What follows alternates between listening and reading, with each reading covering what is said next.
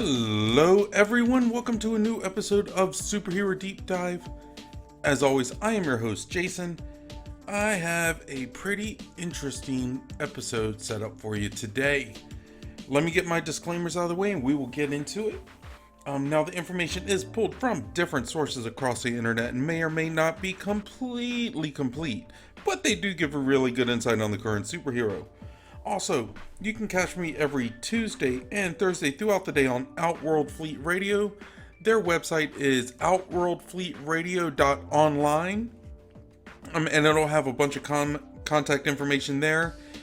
You can reach me on Twitter or Instagram under Super Deep Dive, and I try to use the hashtag Superhero Deep Dive. You can email me directly at b4itall@yahoo.com. But the best way to reach me is on YouTube under Superhero Deep Dive. I post the podcast every Tuesday at 8 a.m. Eastern Time, and I post daily superhero memes, and I also post animal videos throughout the week, like funny, cute animals, stuff like that. Comment, like, subscribe. Let's have a conversation if there's anything you have on the heroes that I cover. If you have requests for future episodes, you can let me know there too. If there are fun facts that I may have missed or anything like that, and any ideas you have for the heroes that may be better than mine, because they probably are, let me know. I think it's a great way to expand the community. Alright, now with that done, we are going to be covering the hero Surge today. She's a Marvel mutant. She's awesome. She's got this whole kind of 90s skater girl vibe. She's really cool. But let's take a look at her. Okay, her real name is Noriko Ashida. So, that's the Japanese part. She was born in Japan. And she was close to her brother Kitaro. But she ran away from home when her powers manifested when she was 13 years old. She claimed that her father doesn't believe in mutants. And how she came to the United States is unknown, but she ended up homeless on the streets of Salem Center, reduced to buying illegal drugs using stolen money. Now, she's had no training or practice in the use of her powers before then, before she was an X-Men. But her body automatically absorbs all nearby electricity and once fully charged, releases it in a storm of electrical bolts. In addition, her acceleration ability forces her to speak so quickly that no one can understand her. Though she finds no treatment for most of these problems, the drugs sedate her body enough that she can control her outburst of electrical power. Keeping herself regularly supplied proves impossible, however, and during a robbery, Noriko accidentally hits the young owner of a coffee shop with an electric bolt. A group of young mutants finds her and brings her back to the X-Mansion, and there, Beast designed gauntlets that regulate her absorption of ambient energy and discharge as required to prevent further mental overloads. Nori then becomes a student of the Xavier Institute, and when the school adopts a squad system, is assigned to the New Mutant Squad led by Danielle Moonstar. She's forced to share a room with Dust, and the two young women disagree upon the role of women and the Muslim traditions that Dust follows. Though initially hostile to the mutants who took her off the streets, David Alline, Josh Foley, Sophia Montega, and Lori Collins, she soon becomes friends and learns to accept them. David then asks Emma Frost to remove a mental block in his mind, inhibiting him from recalling all the information and skills he has acquired. David sees a possible future in which he becomes the world's foremost genius, marries Noriko, and leads to her death. So that kind of sucks. Disturbed, as he should have been, David begins to avoid her. Annoyed at such treatment, Nori ultimately confronts David, which leads the two to becoming an active couple. See, she is assertive. But I guess if you had to be homeless in a country around the world, because it doesn't say how she got here, which is really weird, and I think that's kind of I think that might be a little bit lazy writing. if I'm gonna be candid. You know, like those are big things to not have. Like those are big things. What happened? How did she get here? And what happened on that journey? We need to know, because that could be huge in her character development, right? I mean, that's a large gap to just be like, I don't know. It just seems kind of lazy. But, you know, if you're forced to be homeless in a country around the world and you have to take drugs to control your powers, like, so she was probably taking some kind of like opioids or maybe sedatives, something like that. Something to kind of like bring her down, you know, mellow her out so she doesn't get excited and overload. At least that's what I'm thinking. So, I don't know. It's just weird. It's just weird. This isn't my favorite origin story. Alright, but anyways. Noriko retains her powers after the events of House of M. With only 27 students retaining their powers, Emma Frost orders the depowered students and staff, including Nori's advisor Danielle Moonstar, to leave the Institute. As it departs, one bus of depowered students is bombed by anti-mutant zealot Reverend William Stryker, killing all on board. Though depowered, David is not killed, and he and Nori further their romantic relationship. Most of the remaining students are organized into a melee fight to determine who would become a member of Emma Frost's X-Men in training. Nori is chosen by Frost to be the team's leader, and soon afterwards, she receives a new, lighter, and more effective gauntlet, or set of gauntlets from Forge.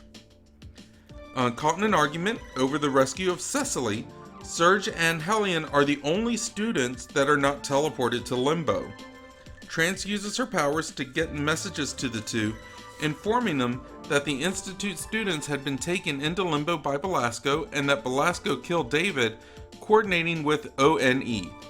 Surge and Hellion discover that Amanda Sefton had been expelled from Limbo and is in a coma in Germany. Surge becomes impulsive and angry at David's death, threatening the ONE troopers that when they attempt to block her from seeing Sefton, using her electrical powers to revive the sorceress despite the risks. At the behest of Lexington, Megaton's pilot, Surge and Hellion stop fighting demons and head for the castle. Surge leads the United Xavier Institute students against the demonic hordes, engaging the Twisted Sorcerer in single combat before Belasco is killed by Pixie and Darkchild. The Institute is returned to Earth at Santo's insistence. So she's just like, she's very headstrong.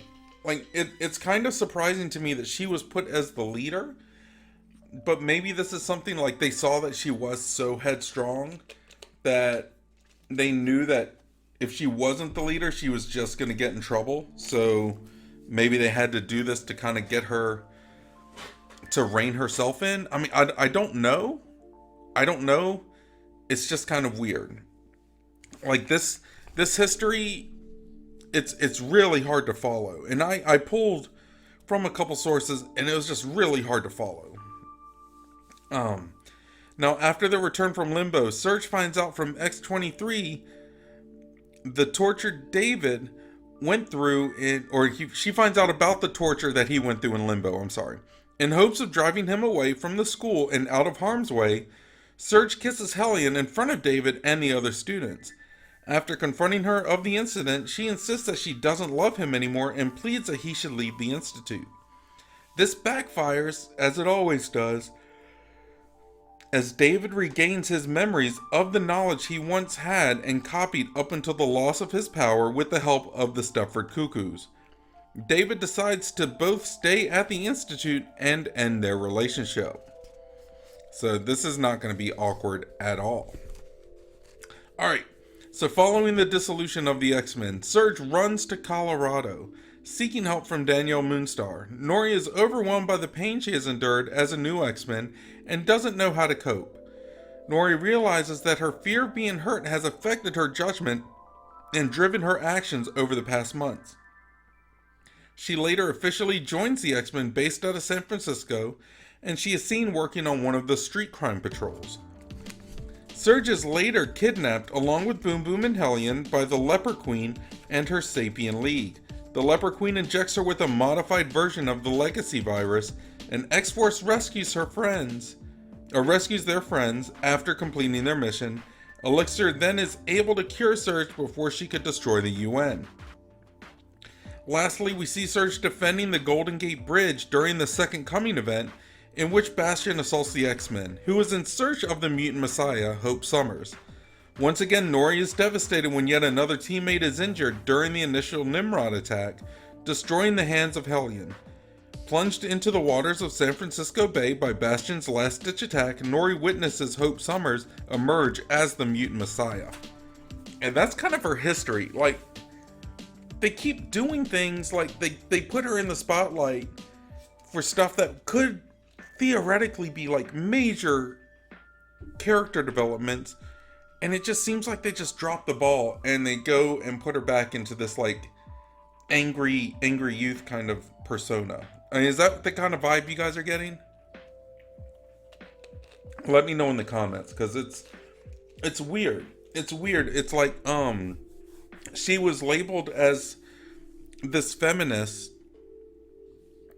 because they wanted her to have like a conflict with Dust, who is a Muslim mutant that can basically turn her body into dust.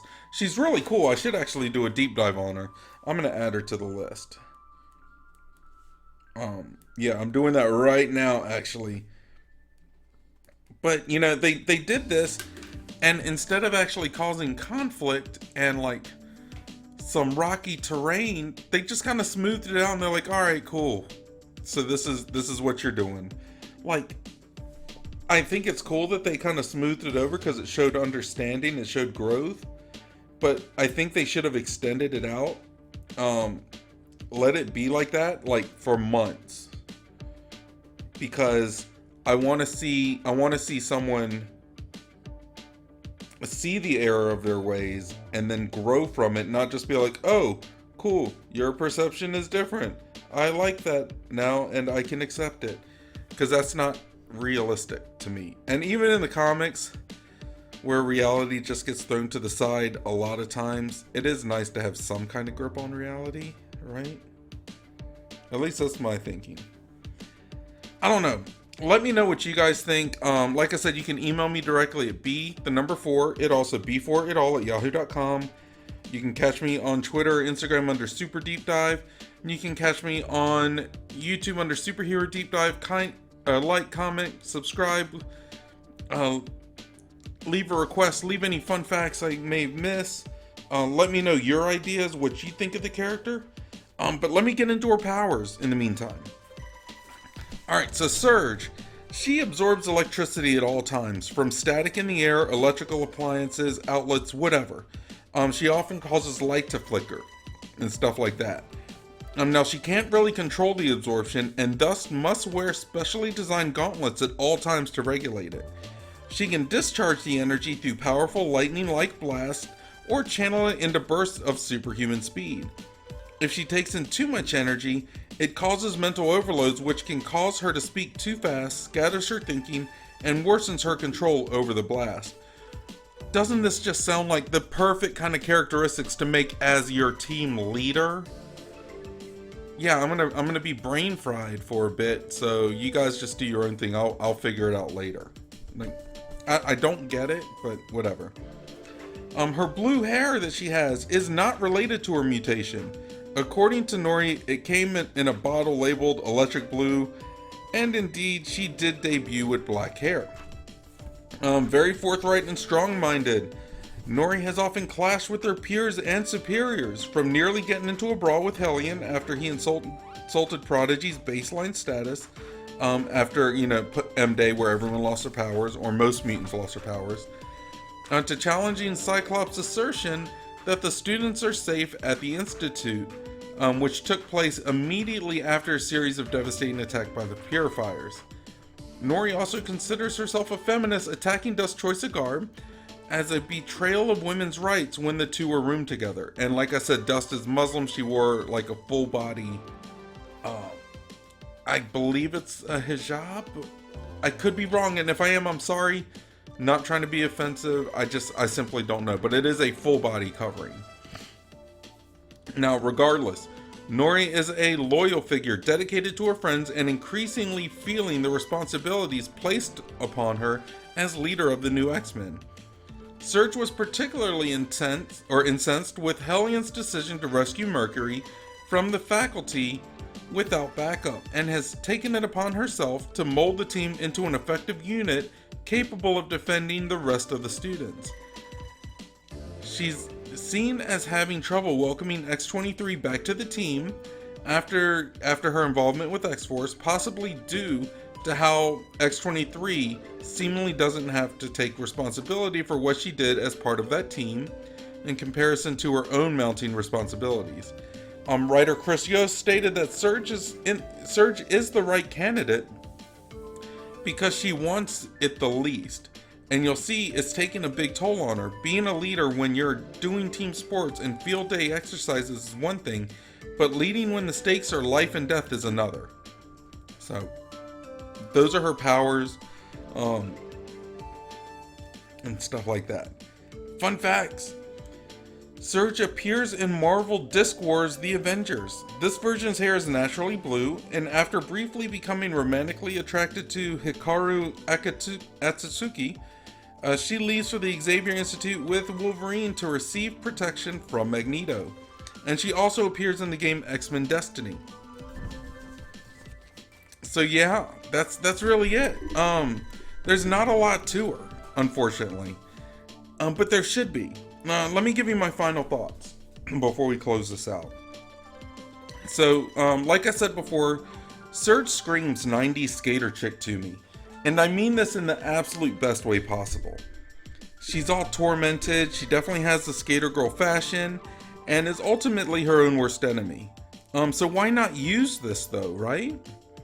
Like, let's do an ongoing series with her and totally revamp the character. Hell, we can even do it as an alternate universe version, so we don't have people complaining about a character that's, barely used and changing it. But anyways, I'm sorry, that was a personal thing of mine. I'm not a big fan of, I love alternate universe stories. I love different takes on characters. But I do find it hard when there is a character that's not really being used and we just can't revamp it. Because ultimately, if you look, like, their impact has been very minimalized by the writing and stuff like that. So, whatever, right? It is what it is. I don't care that much. But anyways, let's explore the drug use that she had. Let's see her have to get over it, because she's not at Xavier's now, like doping up or whatever it is. Like, she's not doing that now, and she's got to get over it. I mean, I know that pot isn't an addictive drug per se, but I know people that have done it and it becomes habit. It becomes not even a crutch. It's just like, it's just comforting. They enjoy it. So when they're bored, when they're looking for something to do, it's there. So it's almost like an addiction, but not like I physically need this. It's just like, man, I really could go for this right now. Like that's what I'm talking about. So, if it's something as simple as her just using pot, let's explore that. Where there are times like, man, this is a lot of stress. I could really, go for something. I don't know. I'm sorry. I'm really lame. I don't know all the terminology. But let's see her have to get over the drug use. Let's have her meet Forge, get gauntlets to help control her powers, or even let's just keep her in Japan. So she doesn't even meet Forge. She doesn't meet the X-Men or anything like that, and have her meet someone there that can help her. I mean, Japan is known for its technological advancements. Why not, right? But let's have a girl that absorbs electricity everywhere around her be stuck alone, struggling, and basically freaking out in Tokyo, a town that's easily one of the most powered cities out there. Like, this could be great. Let's have her get in trouble with the Yakuza and have to power her way out. Let's expand her powers to something like a constant electrical charge is coming out of her, so she can't really be touched, which with the Yakuza would take like the hand-to-hand combat element out of it. You know, they try to hit her, they get shocked, or she hits them. It's almost like getting hit with the taser. And it's something like that. You know, like it could be a lot of fun. And we can have, you know, we can do a lot with the character that doesn't have to revolve around being an X-Men. And that's kind of one of those things I want to shine, because the X-Men have always been one of my all-time favorite super teams in general. But we got to look at it like there's mutants everywhere now. There are mutants that can do like so many things. They've even gotten it to the point where they kind of grow new mutants to take place if one of them dies, and then they insert the memories in, so there's no real fear of death or anything like that. Like, it's just like let's just keep going. So it's real easy for people to get lost in the shuffle, you know. And just being a mutant, unfortunately, isn't good enough for me anymore. Like, you need to do something. And she can do something. There is potential there. But she has also got like that feminist spirit to her. So let's have everyone talk in the series, like talk down to her. So she can prove herself in a culture that was rooted in female servitude. Like, I grew up in a Japanese family. My mom is half Japanese. My grandmother was straight out of Japan. And, you know, she came to America with her husband. They have a great story, but I grew up in a household that was heavily influenced by the Japanese culture. And, you know, there is a lot of female subservience in it, but there's also a lot of respect for females to where they may be like subservient, but their counsel is taken. Their advice is taken. They are they are definitely valued. So it's not like they're getting thrown to the side, but there is that level of subservience. And if you're dealing with people like the Yakuza, and I'm going stereotypical on this one, you know, I'm sorry, but you would think as criminals they wouldn't have that kind of respect. So it wouldn't be subservient with respect, it would just be subservience. So she's got to deal with that all over, right? She was on her own since 13, so almost everything at that point would look like some kind of attack, right? Like if someone holds a door for her, you know, it's not because she's weak. They could be doing something nice, but she may not know how to deal with that because she's had to fight for herself since 13 years old. So let's show that. Let's give that kind of thing, like that kind of mindset, a spotlight, because that can help a lot of people, male and female alike, you know, with their own mental health struggles. She's got to deal with this. She's got to take care of herself. She's got, like, I don't know, we can do some kind of mission, you know, that she's got to be a part of.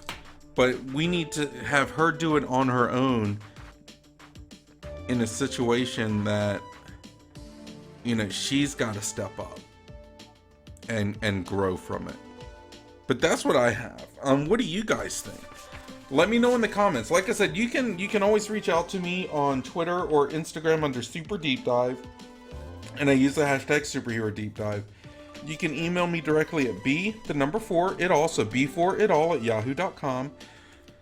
Or, like I said before, the best way to do it is catch me on YouTube under Superhero Deep Dive. Comment, like, subscribe, share. Help me get watch hours because I really need them. But yeah, if I missed any fun facts, if you have a better story for Surge, let me know and let's have a discussion. I've actually had it before where someone has put in a suggestion and then someone else responded with their own take on it, and we've gone back and forth and grew it into something else like amazing. And you know, I think that opportunity is there. So take it. Like, let me see your creativity. By all means. And if there's any requests for future episodes, let me know. I have pages of things to do, but I don't mind adding it to the list and getting it taken care of. But I think that's going to do it for me today. I'm going to head out. I hope everyone is blessed. I hope everyone is happy. I hope everyone is safe, and I hope everyone is smart.